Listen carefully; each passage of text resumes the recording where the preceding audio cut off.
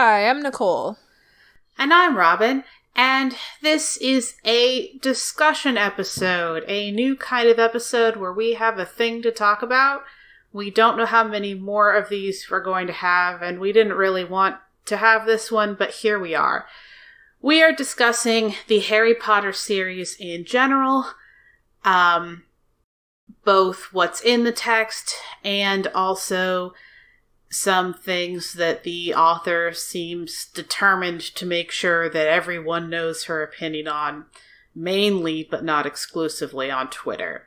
That author, of course, being J.K. Rowling.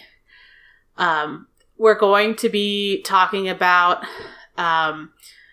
racism, anti-Semitism, transphobia, just like fat phobia, a lot of things. If you already know how this author is on these issues and you need to bow out, thank you for tuning in this far, and we'll catch you in our regular episodes. Please don't feel obliged to stick around. If you are surprised that we would have all this stuff to bring up, this episode is for you. Please hang with us. We have some things to discuss. It is just quick kind of programming note. We did not put this in as one of our regular episodes on purpose. Mm-hmm. Yep. So this is a very recently scheduled kind of last minute planned episode because it's relevant kind of right now, and it's relevant in a very traumatizing way for readers. And we felt like taking a second to kind of use our platform to highlight the effects of the way an author treats their characters on their readers as it's happening, not quite in real time, but, you know, recently, again. And now that we're in the fourth or fifth... was worth it. We're in the fourth or fifth week in a row or something. I think it's six. June was a long month. June took like Rowling. 5 years, guys. Yeah, it was a long month for a lot of stuff that was going on, but as it relates to Rowling in particular, where she just kept saying specifically that we caught transphobic things like every single week. And not limited to that. But, and also things relating autistic people to transphobia. Transphobic topics. I missed cool. that, so we'll definitely need to dig into that. Yeah. Great. Yeah, okay. That was fun. Alright, first thing we're gonna kind of hit is the fat phobia in her books in general. Starting with Dudley.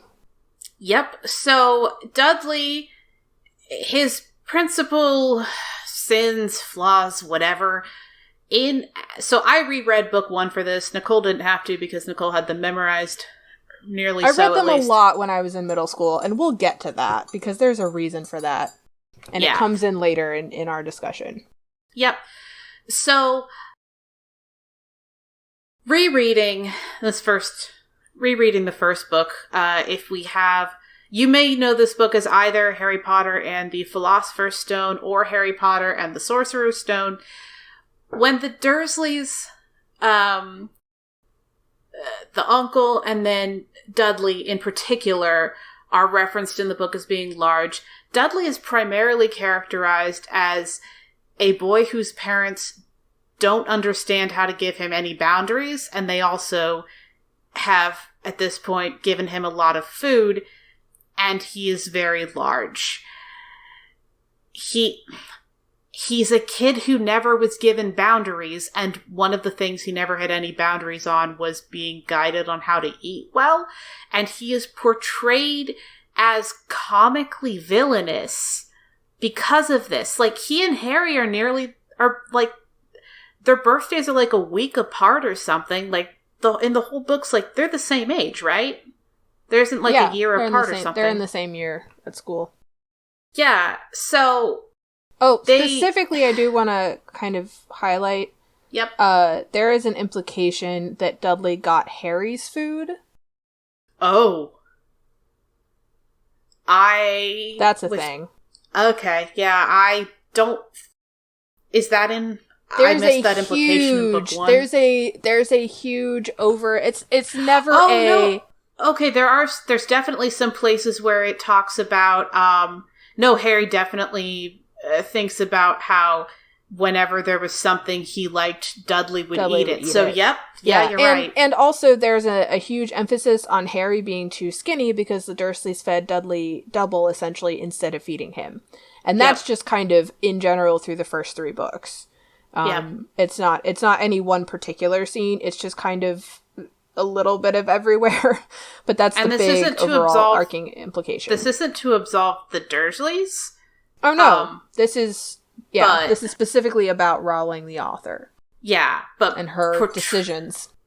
Yeah, her decision to portray Dudley as villainous because, his parents fed him more and didn't tell him, no, you can't have Harry's food, which is... Well, they encouraged him to take Harry's food.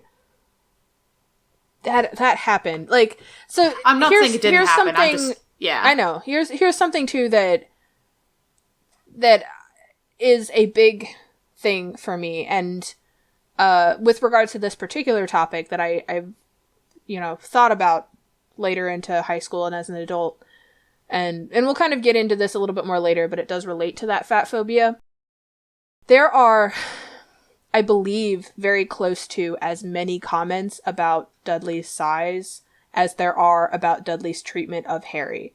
Yep. Dudley is an active abuser in Harry's life. He's an active bully and intentionally, maliciously encouraged to be so by his parents, and also he's in that role. And his size is played off as much of a problem as his active abuse is. Oh, constantly. Those comments go almost like juxtaposed to each other almost every single time either thing is brought up. Yep.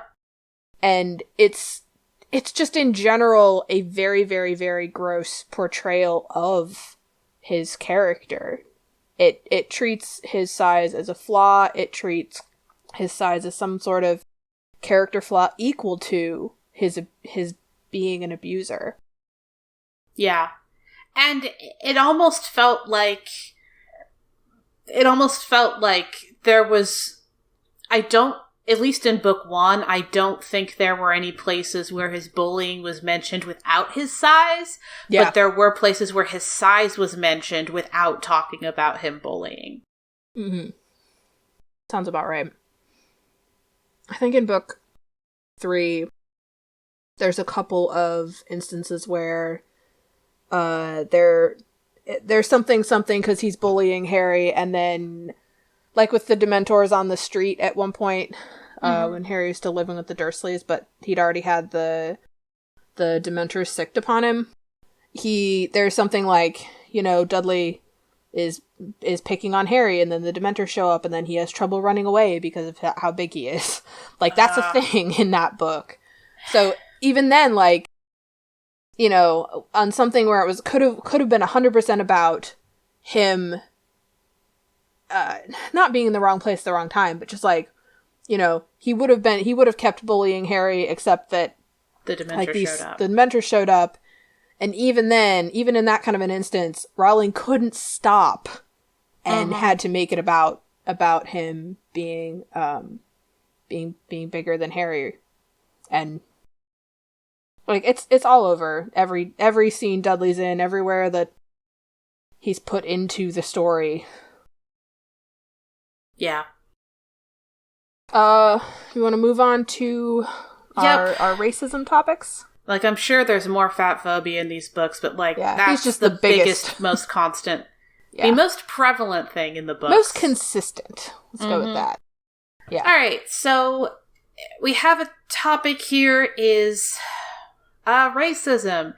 So I'm going to start with what's canonical. Yeah, start with what's very easily seen in the book, and then move on to what combines with the author saying things on Twitter after the books were published. So a quick note about this topic before we start.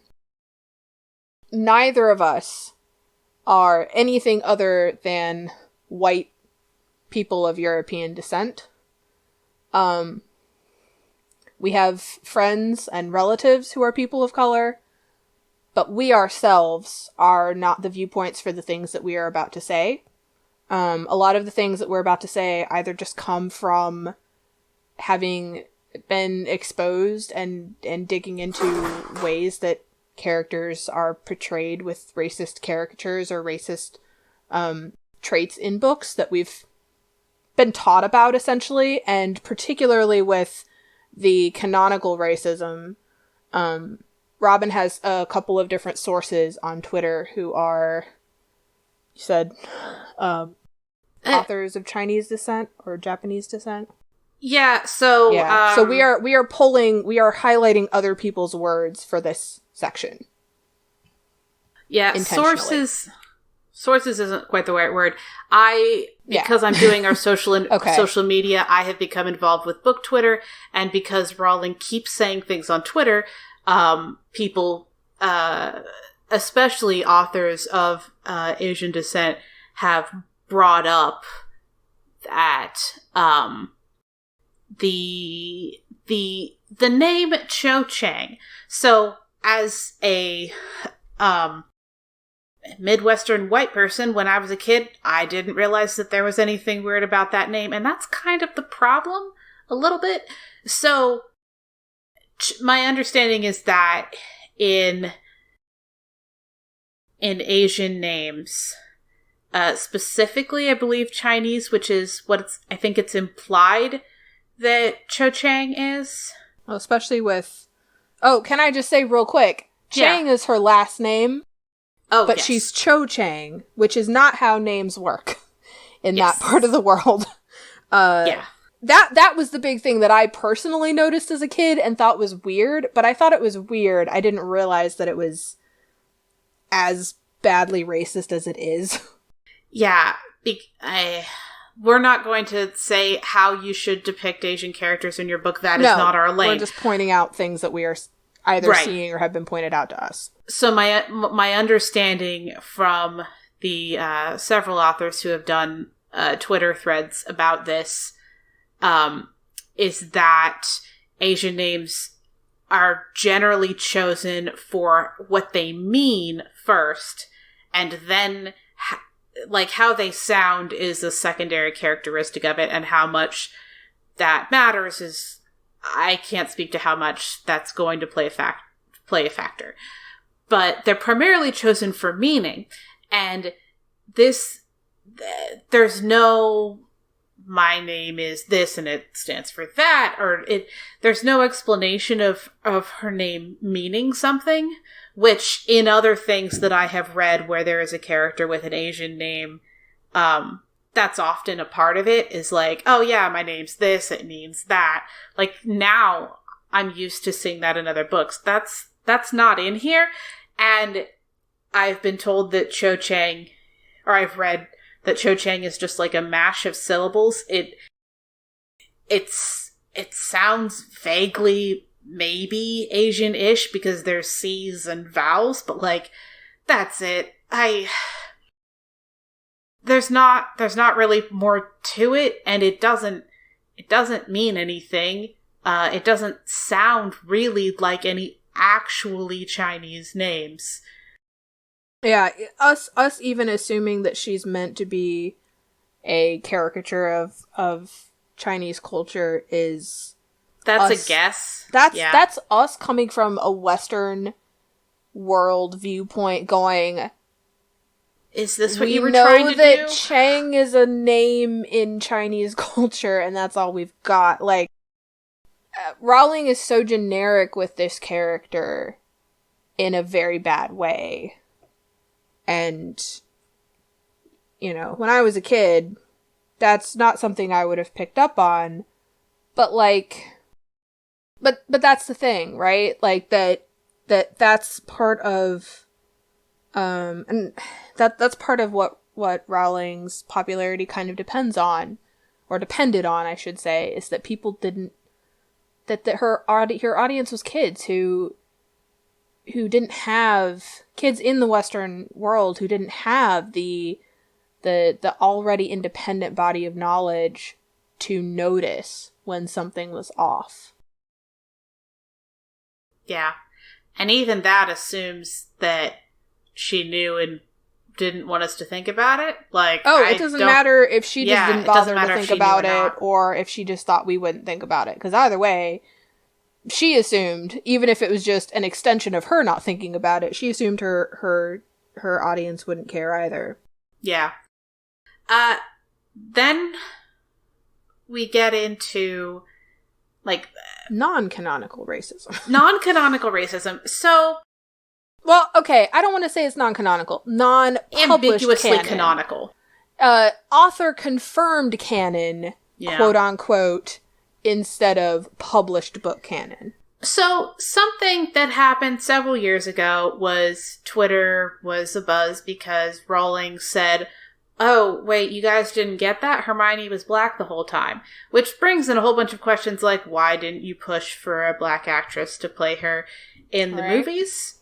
Like, you had some say in that. Okay, alright, that's weird. So, there's that. If she really was canonically black in the books, then why not push for a black actress? Because that's a whole other mess of stuff. But, so then I reread book 1. And in book 1, she is initially described as having bushy brown hair and rather large front teeth. She is also the person who is most consistently called Mudblood throughout the entire series, which is a slur in these books. Being called Mudblood is to say that your lineage is not pure wizard. So we have someone with bushy brown hair, large front teeth, and a slur based on ancestry, and then the author chimes in to say, wait, didn't you realize that she's black? And so it's if that is how we were supposed to know that Hermione was black the whole time, that's very racist and very, very problematic. Also, real quick, a second thing, this happens later in a later book. Mm-hmm. At one point, Hermione uses transfiguration magic to shrink her front teeth so that she doesn't look weird. Oh, I forgot about that. Yeah. Yeah, that's, on its own, there's a little bit of just, I guess, like, body shaming in general with that whole concept. Yeah. But if you add in that Rowling expected us to assume she was black, you have a character who can be read as a black character using transfiguration to look more like the white students. Oh, that's bad. That's really not bad. Great. Yeah. Yeah. So, now, again, if J.K. Rowling expected us to read a book with a bunch of, like, other, like, oh, she's really a black character, like, that's really, really bad. But setting it up that way has some major, just, like, I don't want to go as far as to say white supremacy, but definitely, like, a lot of implications of that character trying to assimilate with white classmates and literally changing her body to match them. And changing her body in a way that was only even possible because of magic. Like, oh yeah, like, I don't know, she wasn't talking about lightening her skin or anything that happens in the real world. But yeah, like, that's a really bad, a very, very, very bad characterization, even if it's completely canon. Yeah. And that's not even talking about the fact that if this was not the plan the whole time and nobody got it or whatever, and this was just a thrown it in after the fact, she still chose a character and said, you know what, that character that has slurs thrown against them pretty much the entire book, especially by the poster child for wizarding white supremacy, Draco Malfoy, who canonically is, like, translucently pale and blonde-haired and slicks it back all the time. Yep. Like, and this character who, again, changes her bodily appearance to match other students. I think when she gets dressed up and fancy, she straightens her hair. It's like a whole thing at the Wizarding Ball. Oh, because yeah. she straightens her hair because she didn't, it's too much effort to do it every day, but she'll do it so that she looks nice. Rowling chose, if this was not canon the entire time and she was doing it for brownie points, she picked the worst character in her own portrayal of that character to say, oh yeah, this character is black. So either way, it's really bad. Yeah, and I don't know, the way Hermione gets introduced, in book 1, we barely meet Lee, who is described as having dreadlocks, and I know they're not called that, they're called locks if it's black hair, because that's an entire thing. They're not dreadlocks. Yeah. So first of all, not the right word for that if you meant Lee to be black, and then Hermione's introduced immediately afterward. It just, going in knowing that was a thing, that felt really, really off to me. Yeah. Okay. So, if she meant to have it in for the whole time, yikes. If she picked Hermione after the fact to try and claim representation that wasn't originally in the books, also better. Yikes. Not better. Not better. Right. So, moving on to our third portrayal of a cousin of racism. Anti-Semitism. Yes. So, the Gringotts goblins. The Gringotts goblins have, canonically, many of the traits and habits that have been consistently throughout history used, are part of anti-Semitic caricatures of Jewish people, individually and collectively. And I've seen people just here and there, not anyone I can particularly source or cite, but in general, conversations about these books. I have seen people of Jewish descent talking about how they started out reading these books when they were younger and got to the Gringotts goblins and hopped off that train. Yeah. Even if this is a portrayal that doesn't ring out as anti-Semitic to somebody who is not of that culture. And whether it was intentional or not, it doesn't really matter. Having a secret society of short people with large noses who literally control the money, and secretly, from Muggles at least, control all of the money in the wizarding world. Yeah, and also sometimes wear a hat that, at a very bare bones sketch, could be considered similar to a yarmulke. At a very, very bare bones. I'm not saying that would be enough on its own, but it adds to the picture.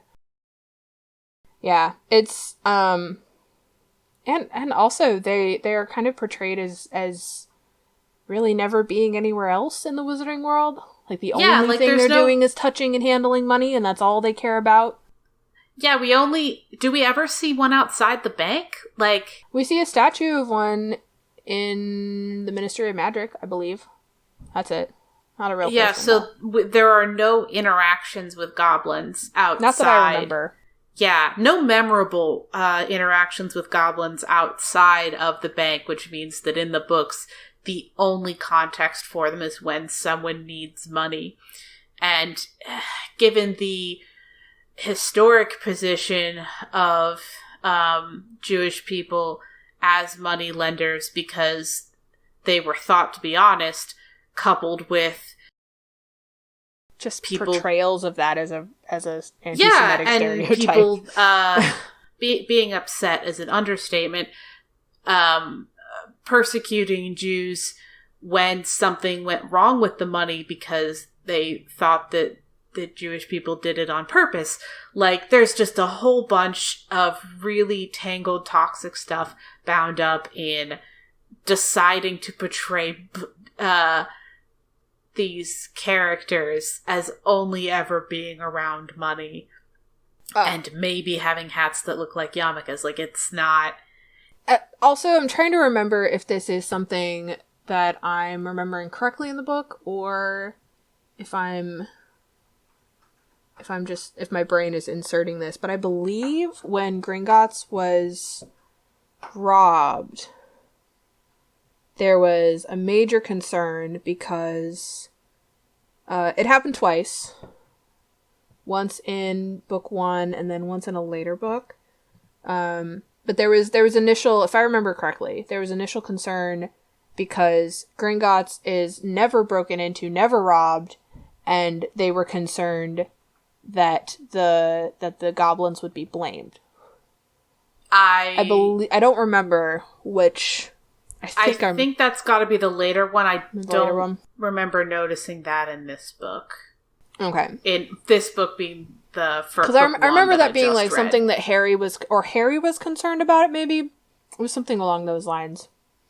But yeah, like there's just there's too many parallels, and too much.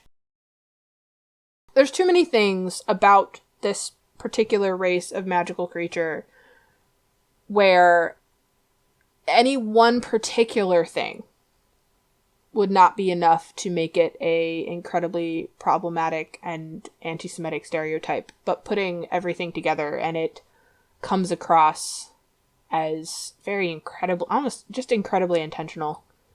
Yeah. Like to the point where there's some of the stuff in here that, you know, in theory, in a little bit, like you could have an author or Rowling specifically arguing like, well, I didn't know, I didn't bother to research or whatever, which is a problem. And, you know, like with names in various Asian cultures, for example, like if you just don't bother to research as a writer, that's negligence at best. When you're portraying real people from real places in the world, and you're intending them to be so, it's negligence at best. But this is one of those where there's no way this wasn't at least a little bit intentional. All right, moving on to the other magical race that was pretty mistreated in these books, and the ones that I think most people are aware of, even if they didn't take a good look at the goblins. The house elves, they are a people who is entirely enslaved. Quick note. Or nearly entirely. Yes? Hermione was their champion, yes. so to speak. Oh!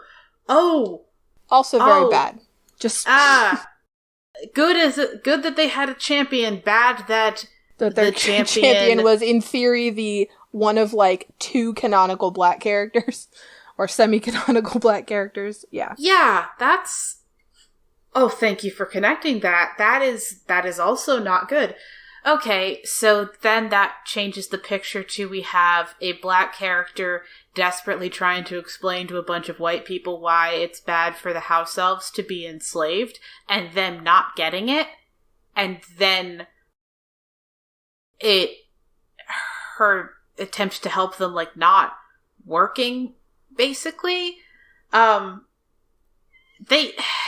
with the house elves, do they eventually end up all being freed? The ones from, I don't remember. The ones from Hogwarts?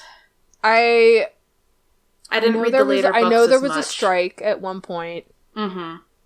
I know that something food started magically appearing again, and so in theory they were probably getting paid. I don't remember exactly what happened. I don't think they were freed. I think maybe they got wages eventually. Okay. I don't remember. Right. That's that detail I'm So I think I'm proceed iffy in this on. discussion as if maybe they eventually get paid, but they don't have the option of deciding that they're not going to work. Like that, that's completely out. So best case scenario, they go from being enslaved to being sharecropping or something pretty close to it. Oh no. That's how that feels. I don't want to make that... Not quite sharecropping. I don't want to draw that conclusion, especially off of my lack of memory on... And I don't think the book gives a lot of details. Yeah. I don't want to assume it's a parallel there, but... Yeah, I know Hermione eventually went from all of them need to be free to there's so much other stuff happening and there's so many other battles we're fighting and this is fine, I think. That was the implication, at least. Yeah. When I read it. Just in case you don't recall, the house elves, they are enslaved throughout the wizarding world. They are, like, Malfoy's family has a house elf. Speaking of the white supremacist character. Yeah. The extremely white-skinned and blonde Malfoys have... That's the implication. They have enslaved a house elf named Dobby. That they canonically abuse and mistreat.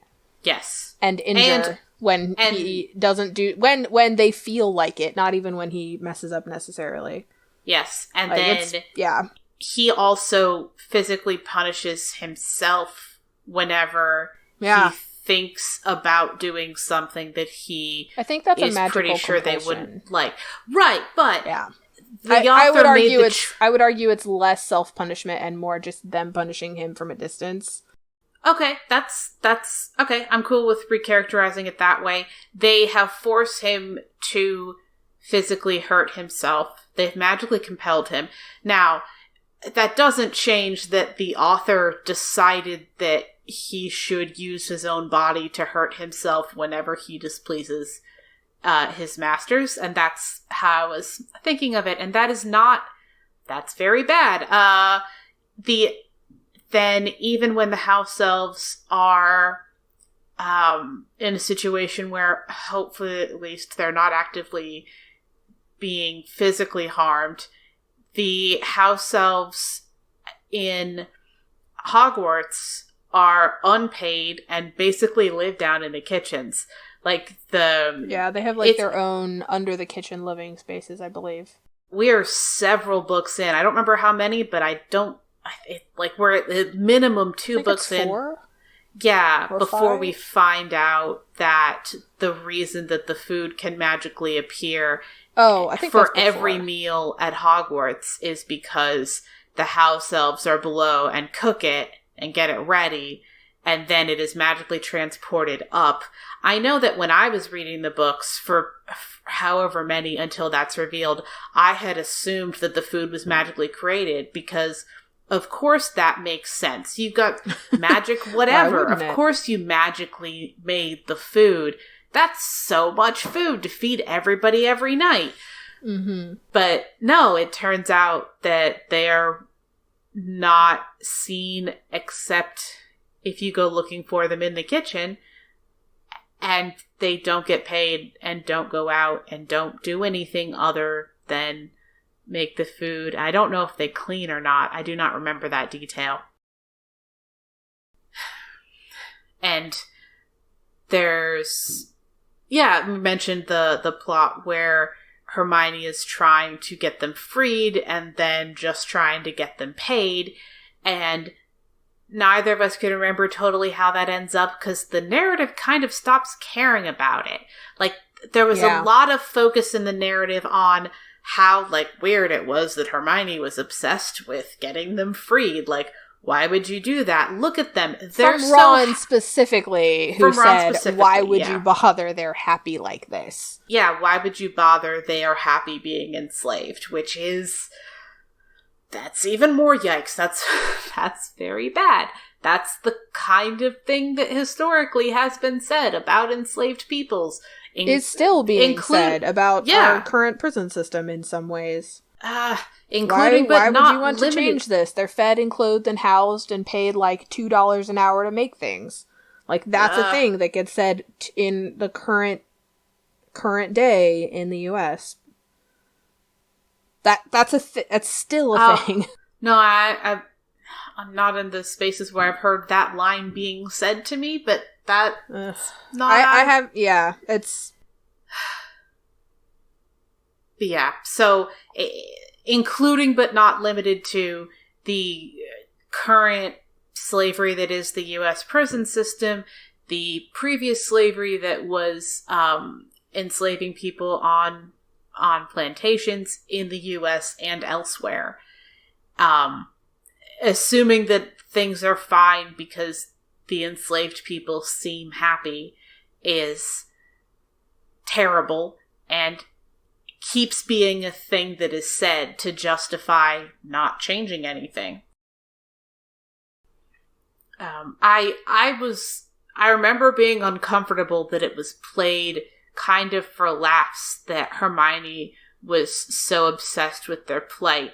And then it's so heroic and amazing when Harry gets just Dobby free. But Hermione trying to free 50 or 100 house elves, however many it is. Her trying to free a whole group of house elves is played for laughs and not taken seriously. And there's all this stuff about the acronym being kind of unfortunate. Like, I don't remember what it was now, but I remember it being a joke. SPEW. Oh, SPEW, yeah. Society for the Protection of Promotion of Elvish Workers or Protection of Elvish Workers? I think it's Protection. I don't remember which one. Society for the Protection of Elvish Workers. I think. Yeah. I can Google it. Hold on. I'll check. Well, keep going. Yeah, so most of the discussion was about how Hermione's doing this thing in the background and, oh, look, the acronym's really unfortunate. It was promotion. Promotion. Okay. I was right the first time. Society for the Promotion of Elvish Welfare. Elvish Welfare. Okay. Elfish Welfare. And then wasn't there like an ELF or something that was like the... I might be mixing that up with a different book. I don't... It was something Liberation Front, if it was an acronym in these books. Yeah, We'll leave that alone since I don't know about that for sure. But yeah, there was a lot. That might be a different... I don't remember. That sounds familiar, but I cannot find it. Okay, so with SPEW... I think you might be right about it being Elfish Liberation Front. With SPEW and Hermione not wanting anyone to call it spew, basically that was most of the discourse, not... We need to take these concerns seriously. They are making our food and not getting paid. They have to make our food and don't have an option to do something else where they might get paid more or do something they like. Like, none of that is a discussion. It's all, hey, look, the acronym kind of is terrible. Yeah. The House Elf Liberation Front was a thing in the Goblet of Fire. Okay. I remembered Liberation being a thing. Yeah. Liberation Front. Okay, so it wasn't a good acronym. That's why I wasn't thinking none of it was a good acronym at all. I hoped maybe they got one. No. Okay. Moving on to transphobia. So, the big reason that we knew we needed to talk about this, but that also we were not going to give up one of our normal book slots. Well, a big reason that Robin knew we needed to talk about this. Well, this is actually the only one on our list that without Rowling's, or specifically in the book, without Rowling's without Rowling's over time general transphobia, this is not a thing that I would have picked up on the books, and the one instance of there being a scene that could be read this way, I didn't even read this way, and I still don't as an adult. Like, I could see retroactively claiming it that way and having it make sense with her very, very, very screwed up views. But generally what we're talking about with transphobia now is out of canon from her as a person and not portrayals in the books. Yep. So in case you either are not trans or haven't been aware of the recent, I say recent because it ramped up to be like a post every week about this. This has been going on for years. That it started with Rowling being, liking some transphobic tweets. Oh, okay, I shouldn't say started. There was some stuff a few years ago. Yeah, I was going to say she has a pen name that is the name of the guy who popularized conversion therapy. Mm-hmm. I don't know if he invented it, but he at least is one of the major people who popularized and carried out conversion therapy, which is torturing someone until they say that they are not gay. Or potentially not trans. The main thing that I know of is for it being used against gay and bisexual people, lesbians. And yeah, it's torturing someone until they say that they're not going to do the thing you don't want them to do anymore, when that thing is have a queer identity. Yeah. And it doesn't work because that's not something you can just change about somebody. Someone's understanding of what the best way to describe themselves may change, but you can't. People might change their self-identifications. Well, without getting into a lot of semantics. Yes. Specifically, conversion therapy is torture until somebody acts, behaves, and talks about themselves in a way that is convincingly cishet. Yep. That's what it is, in a nutshell. Yep. Cisgender and heterosexual. Heteronormative. And heteroromantic. And heteroromantic, yes. And unless you can convince the person who's torturing you that you are definitely all of those things, it keeps going. People commit suicide in these programs. And after. Yeah. Yep. There have been many excellent podcasts and write-ups about what this is. If you don't already know about it, this is not our space to explain all that. Yeah. So, with Rowling's statements. Mm-hmm.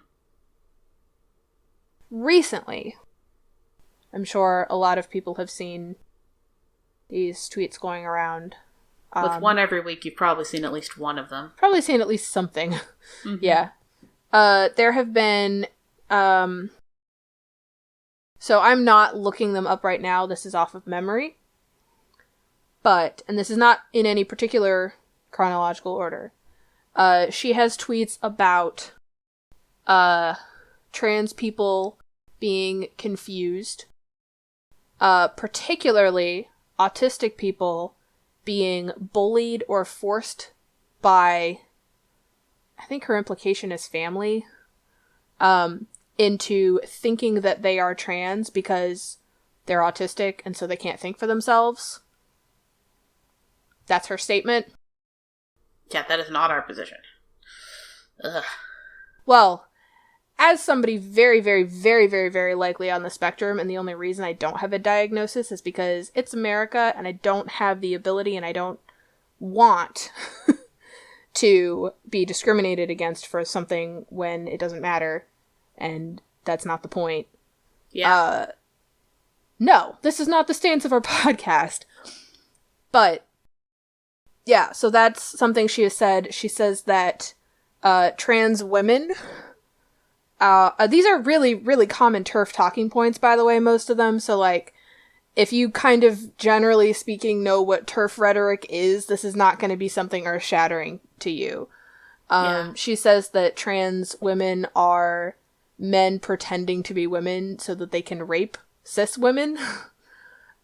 She says that trans men are women who are just confused, and that gets conflated with the autistic rhetoric, which is doubly a problem because a lot of AFAB autistic people tend to be very underdiagnosed, and when they are diagnosed, they tend to be incredibly infantilized. Yeah. And so she's kind of crossing two very, very, very, just very managed gross to combine two toxic discriminations. Yeah, two toxic views and discriminating things into one idea. And it is hurting. It hurts both communities, and and we say both communities. There are people who are trans. Oh, we're not. Yeah, autistic. This is when I say both communities, I'm saying she is using rhetoric against both people to hurt the other one.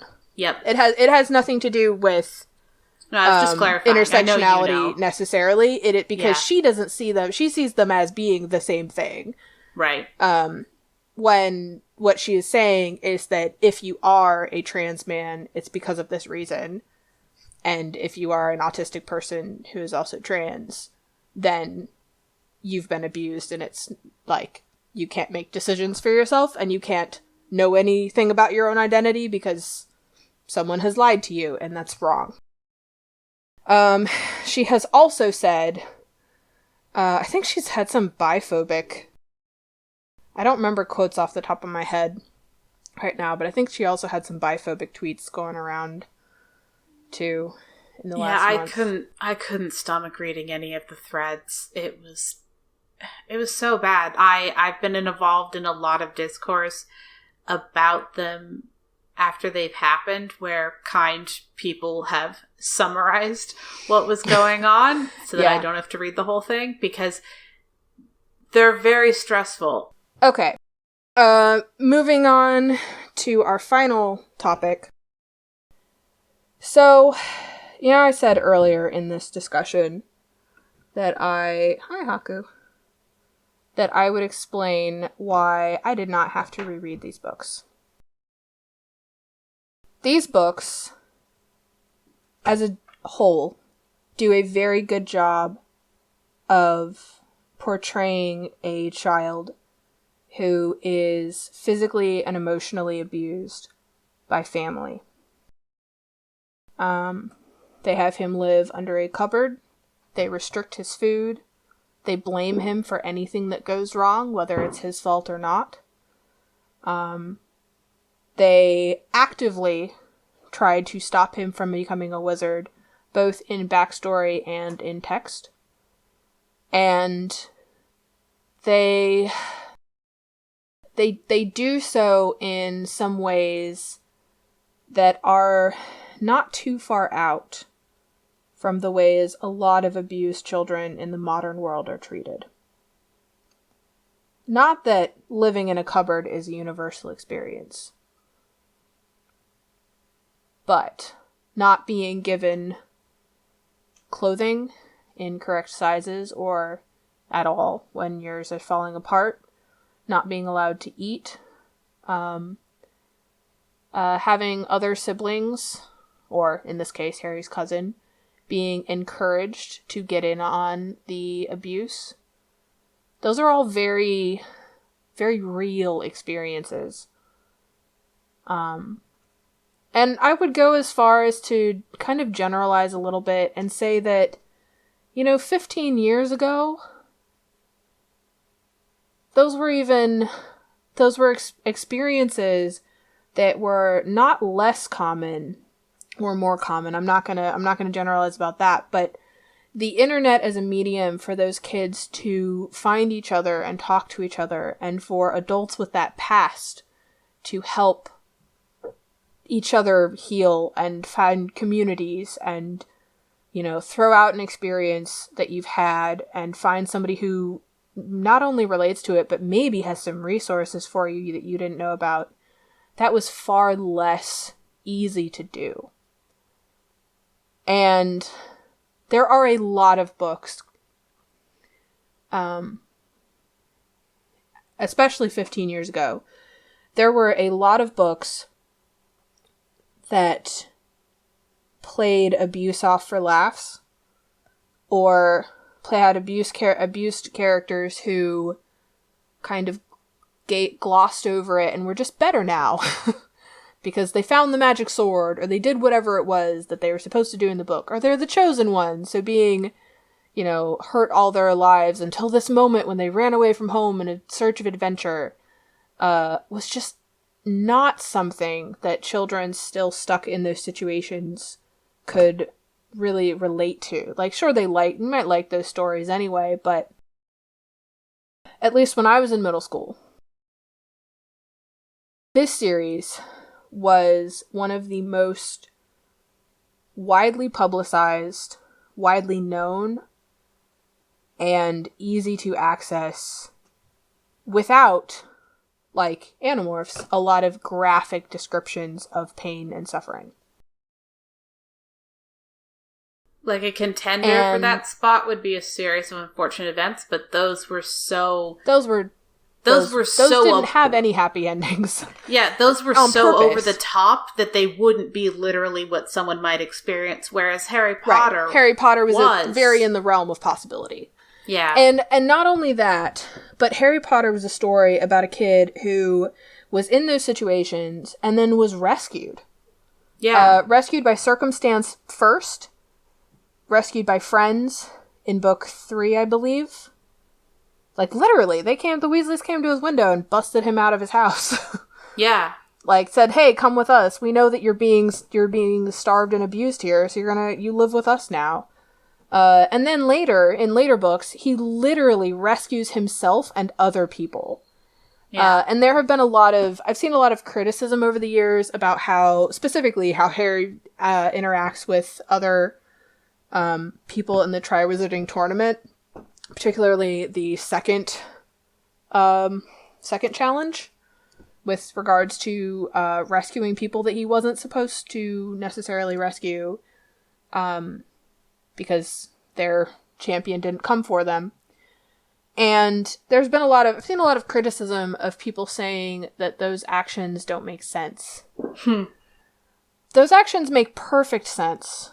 Of course. If you are a kid who has been let down by every adult in your life and fully expects that adults will hurt kids and let them die, and has had no reason to think otherwise, and has nobody that they can trust to take care of them or their friends.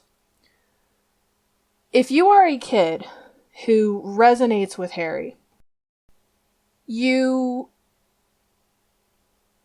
I, like a lot of other kids, read these books, and it made sense.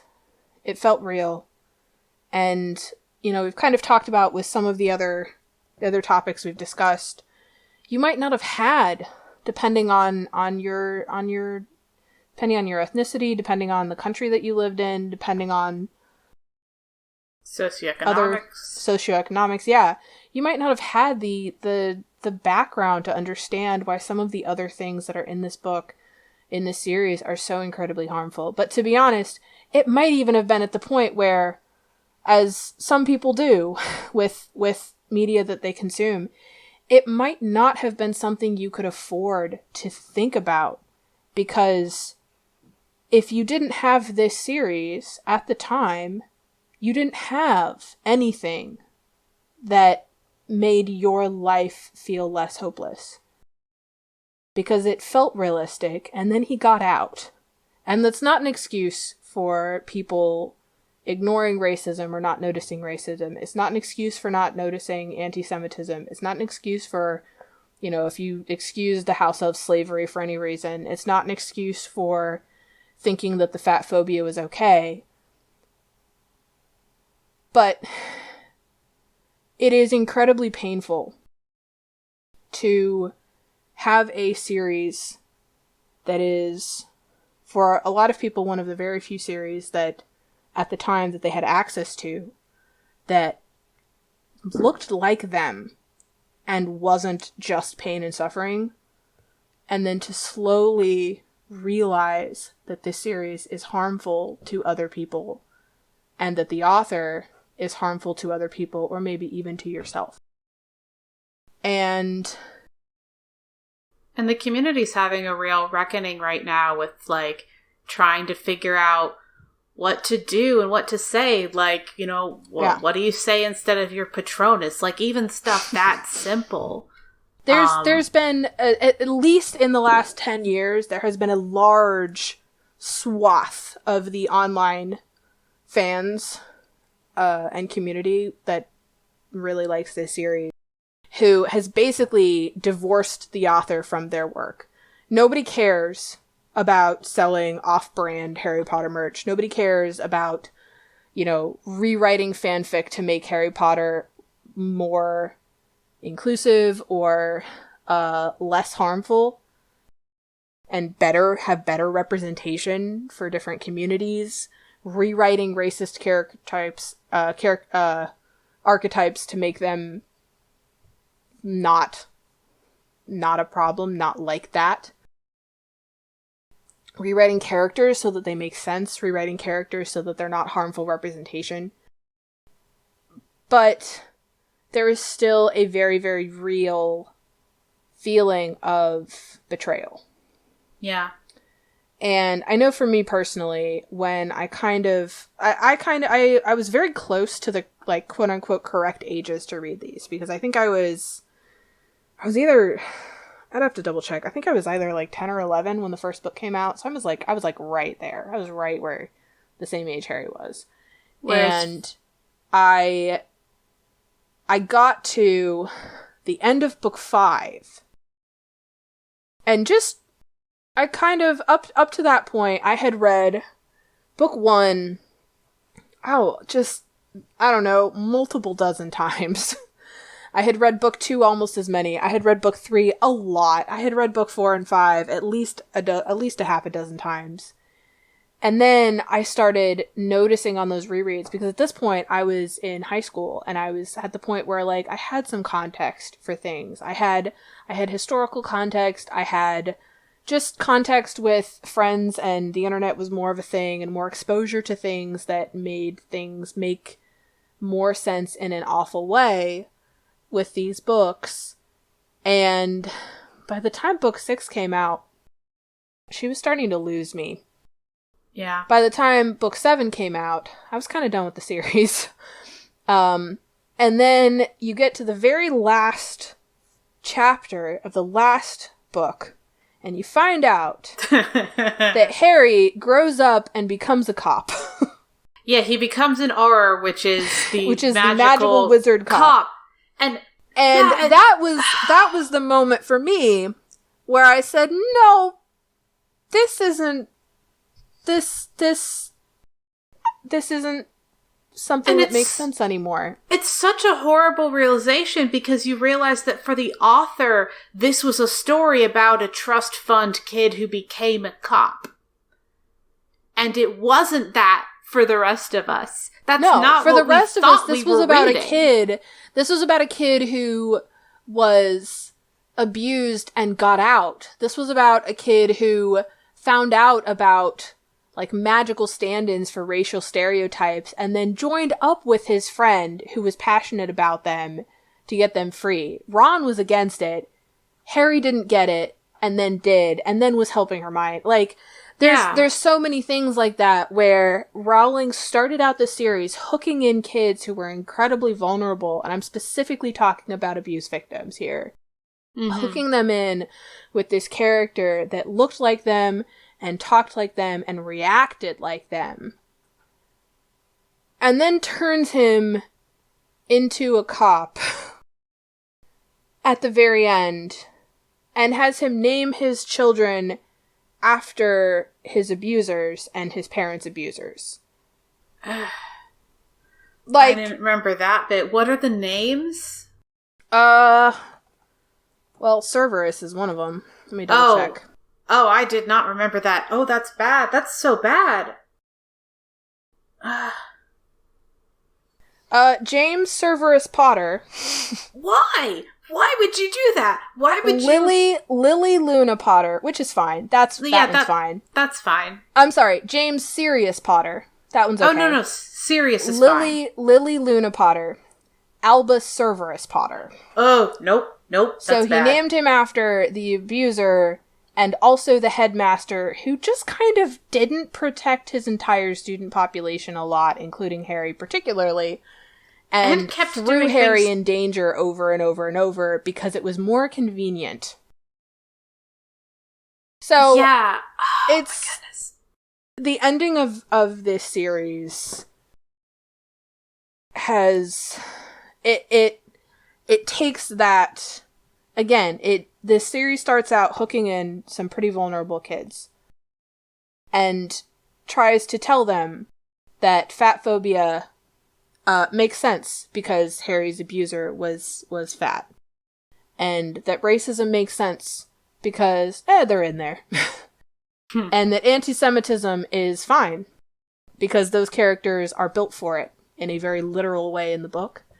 And that slavery is bad, but if you can't fix it, it's okay to kind of get close enough.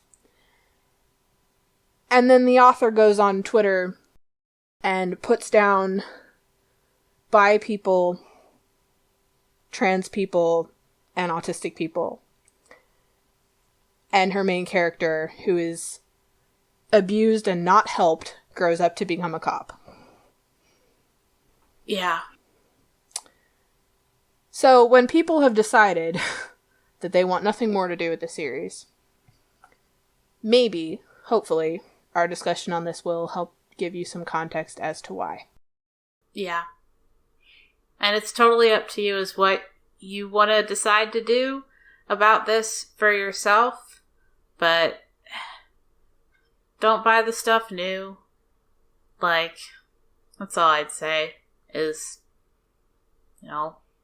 Yeah, don't give her any more money, please. Don't give her any more money. It's not... She's using her platform to keep hurting people. And if you're gonna show her words, screenshot, don't retweet. I hope that this episode can feel stale at some point. I hope that this episode could feel like, why did they have to talk about that? But it's July 2020, and June was really bad. It was really, really bad.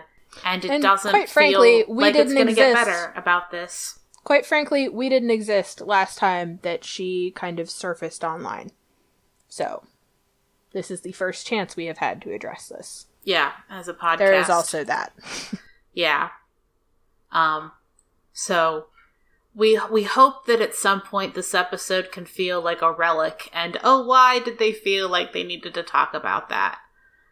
But right now we did. So. Thank you for tuning in.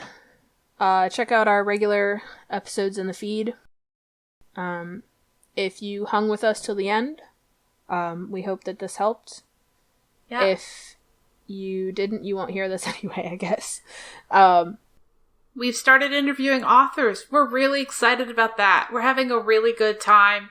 We're gonna release some on the days that their books come out, and some will release closer to when we actually record them. So we've got some good stuff, and we might have more discussion. We're aiming to have good stuff. Well, I know the bits we've already recorded are great. They were good. Yeah.